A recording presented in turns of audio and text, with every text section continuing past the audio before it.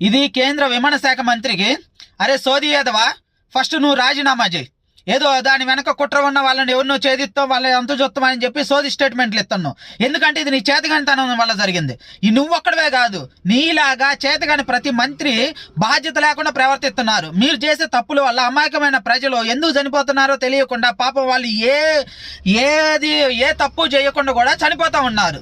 ఆ విమానంలో వెళ్ళే వాళ్ళే కాకుండా ఆ కింద ఉన్న వాళ్ళు కూడా చనిపోయారు. వాళ్ళకి అసలు ఎందుకు చనిపోతున్నారో తెలియకుండా చనిపోతున్నారు మీ తప్పుల వల్ల. మీరు కరెక్ట్గా దానికి మంత్రి పదవులు తీసుకున్నారు, సోకులు చేసుకున్నారు. ఈ మధ్య ప్రతి ఒక్కరికి మంత్రి పదవులు రాగానే సోకులు ఎక్కువైపోయి, కాన్వాయిలు ఎక్కువైపోయి, అన్ని సోది పనులు ఎక్కువైపోతున్నాయి తప్ప మంత్రి పదవులు ఏం చేయాలి, ఎలా ఉండాలి, ఎలా నడుచుకోవాలన్న సంగతే తెలుసుకోకుండా తయారవుతున్నారు. రీల్స్ చేసుకుంటూ తిరుగుతున్నారు. కాబట్టి మీలాగా చేతగాని ప్రతి విధవ రాజీనామా చేయాలి. ఎవరికి కూడా జవాబుదారీతనం లేదు, ప్రజలకు సమాధానం చెప్పాలనే ఆలోచన లేదు.